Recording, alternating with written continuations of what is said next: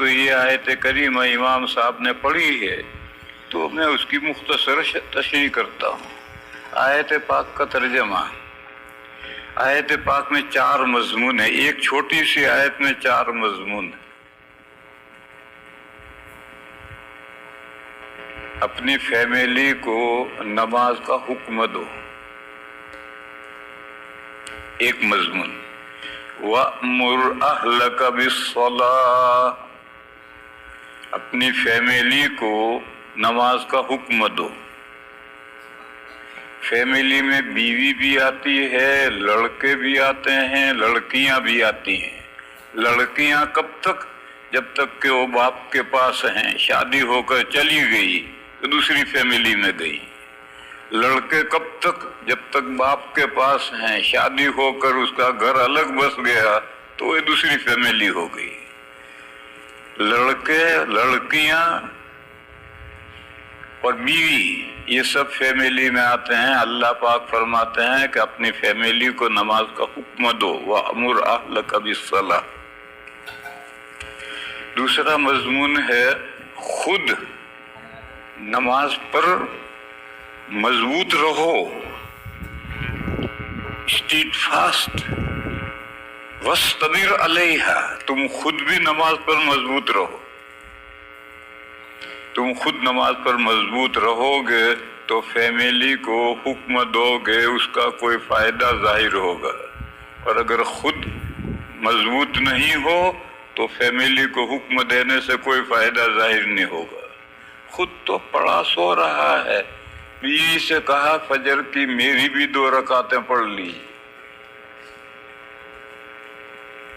تو بیوی اٹھی نہیں تو تیری 2 رکعتیں کہاں سے پڑھے گی؟ پہلے تو اٹھے گا تو پیچھے تیری بیوی اٹھے گی، پھر تیرے بچے لڑکے اور لڑکیاں اٹھیں گے۔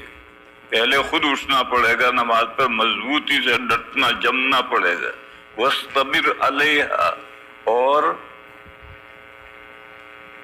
نماز پر جم جاؤ، ٹھہر جاؤ، مضبوط رہو۔ دوسرا مضمون یہ ہے۔ تیسرا مضمون یہ ہے لا نسألک رزقا، ہم تم سے روزی نہیں چاہتے۔ اس کا پس منظر کیا ہے؟ اب تو وہ دور چلا گیا۔ پرانے زمانے میں جس وقت قرآن اتر رہا تھا اس وقت اور اس کے بعد بہت دنوں تک غلام باندی ہوتے تھے، غلام ہوتے تھے۔ تو باندیاں تو خدمت کرتی تھی، گھر کا کام کرتی تھی، اور غلام نوکری کرتے تھے، مزدوری کرتے تھے، کماتے تھے، لا کر کے باس کو، آقا کو دیتے تھے۔ غلام اسی لیے ہوتے تھے۔ غلام کو عربی میں کہتے ہیں عبد۔ ہم بھی اللہ کے عبد ہیں، ہم سب اللہ کے عبد ہیں اور سب عباد اللہ ہیں۔ تو وہ عبد مولا ان سے روزی کمواتا ہے، ہم اللہ کے عبد، اللہ فرماتے ہیں ہم تم سے روزی نہیں کموانا چاہتے۔ لا نسألک رزقا، جیسے آقا اپنے غلاموں سے روزی کموانا چاہتا ہے، ہم آپ سے روزی کموانا نہیں چاہتے۔ نحن نرزقک، تمہیں روزی تو ہم تمہیں روزی دیتے ہیں، تم کما کما کر کے مجھے روزی کیا لا کے دو گے؟ کما کما کر مجھے کیا کھلاؤ گے؟ جیسے غلام آقا کو کھلاتے ہیں، تم مجھے کما کر لا کر اللہ کو کیا کھلاؤ گے؟ اللہ فرماتے ہیں تمہیں روزی تو میں دیتا ہوں۔ جب اللہ خود روزی دیتے ہیں تو اب وہ اپنے بندوں سے روزی کیا کموائیں گے؟ اس جملے میں کیا فرمایا؟ اس جملے میں یہ فرمایا کہ اگر کسی حکم شرعی میں تعارض ہو جائے، ایک طرف کمانا ہے اور ایک طرف اللہ کا حکم ہے بندگی کا، نماز کا حکم ہے، روزے کا حکم ہے، زکوٰۃ کا حکم ہے، حج کا حکم ہے، اور ایک طرف کمانے کا تقاضا ہے، تو کمانے کا تقاضا پیچھے ڈالیں گے اور اللہ کی عبادت کا حکم آگے رکھیں، مقدم رکھیں۔ یہ اگر اللہ تعالی ہم سے کموانا چاہتے تو کموانا مقدم رہتا ہے، مگر اللہ فرماتے ہیں کہ میں تم سے روزی نہیں کمانا چاہتا، تمہیں روزی تو میں دیتا ہوں۔ جب تمہیں روزی میں دیتا ہوں تو تم میری بندگی پر روزی کو کمانے کو کیوں مقدم کرتے ہو؟ کمانے کو دوسرے نمبر پر رکھو، پہلے نمبر پر میری بندگی کو رکھو۔ یہ اس جملے کا مطلب ہے۔ حدیث شریف میں نبی پاک صلی اللہ تعالی علیہ وسلم نے اس کو کھول کر بیان کیا اور فرمایا کسب الحلال فریضۃ بعد الفریضہ، حلال روزی کمانا یہ سیکنڈ نمبر کا فریضہ ہے، اول نمبر کا فریضہ اللہ کی بندگی ہے۔ اول نمبر کا فریضہ اللہ کی بندگی، سیکنڈ نمبر کا فریضہ حلال لقمہ کمانا، یہ فرض ہے۔ بس عام طور پر تو تعارض ہوتا نہیں ہے، عبادت کے وقت عبادت کرو، روزی کمانے کے وقت میں جاب کرو، شاپ کرو، کبھی کبھی تعارض ہو جاتا ہے۔ ایک ہی کر سکتے ہیں، جیسے جمعہ کا وقت ہے، باس غیر مسلم ہے، وہ جمعہ کی نماز پڑھنے کے لیے چھٹی نہیں دیتا، جمعہ کی نماز کمپلسری ہے، فرض ہے، اور وہ چھٹی دیتا نہیں۔ ایسی جگہ پر کیا کریں گے؟ ایسی جگہ پر ایک تو مسلمان غلطی کرتے ہیں، وہ اپنی غلطی پہلے سمجھو۔ مسلمان یہ غلطی کرتے ہیں کہ جمعہ پڑھنے کے لیے چھٹی بھی مانگتے ہیں اور پھر جمعہ پڑھنے میں جو 1 گھنٹہ خرچ کرتے ہیں اس کی تنخواہ بھی مانگتے ہیں۔ ارے پھر اس کی تنخواہ تجھے کہاں ملے گی؟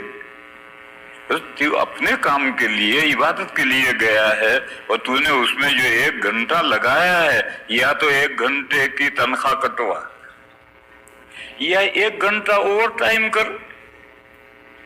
پھر دیکھو کون سا غیر مسلم باس ہے جو چھٹی نہیں دیتا۔ ہر کوئی غیر مسلم باس چھٹی دے گا۔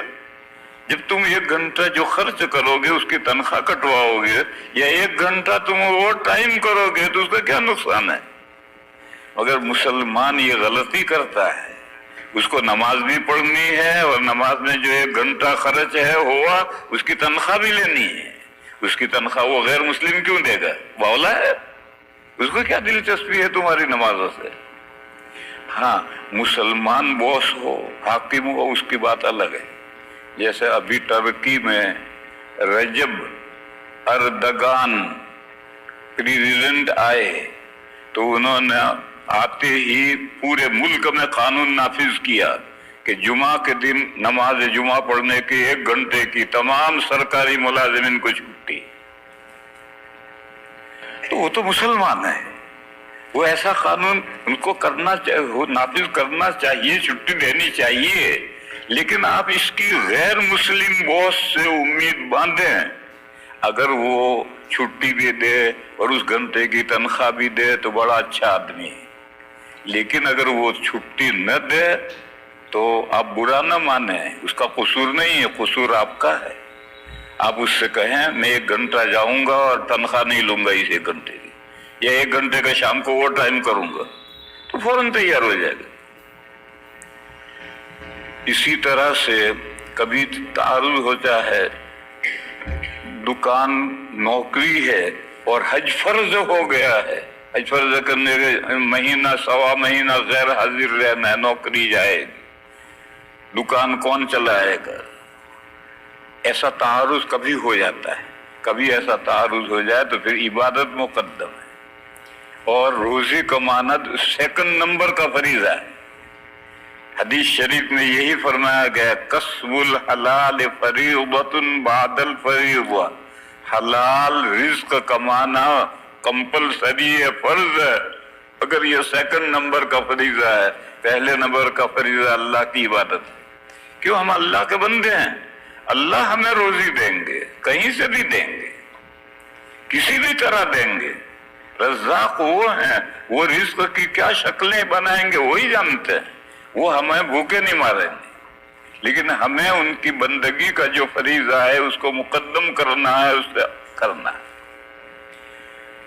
بہرحال تیسرا مضمون یہ ہے، پہلا مضمون یہ ہے وَأْمُرْ أَهْلَكَ بِالصَّلَاةِ، اپنی فیملی کو نماز کا حکم دو، وَاسْتَبِرْ عَلَيْهَا، اور خود نماز پر مضبوط رہو، لا نسألک رزقا، ہم تم سے روزی نہیں کموانا چاہتے، جیسے آقا اپنے غلاموں سے روزی کمواتا ہے، تم بھی ہمارے غلام ہو، ہمارے بندے ہو، مگر ہم تم سے روزی نہیں کموانا چاہتے، ہم خود تمہیں روزی دیتے ہیں۔ والعاقبۃ للتقوی، چوتھا مضمون یہ ہے کہ یہ دنیا جیسے تیسے گزر ہی جائے گی، لیکن اگلی دنیا جو آئے گی اس کی آبادی ان نماز کی پابندی میں ہے۔ اچھا انجام پرہیزگاروں کے لیے ہے، بدکاروں کے لیے، نافرمانوں کے لیے، ناہنجاروں کے لیے اچھا انجام نہیں۔ تو آدمی کو یہ دیکھو، دو دنیا ہیں، دس ورلڈ اور that world, this world and after this world, دو وقت ہیں۔ اس دنیا تو یہ تو دنیا جیسے تیسے بھی گزر جائے گی، غریب کی بھی گزر جاتی، مالدار کی بھی گزر جاتی، لیکن اگلی دنیا جو آئے گی اس کے آباد کرنے کی فکر کرو، اس کی آبادی پرہیزگاری کے ساتھ ہے، اور پرہیزگاری نماز کی پابندی میں ہے۔ یہ آیت کریمہ میں 4 مضمون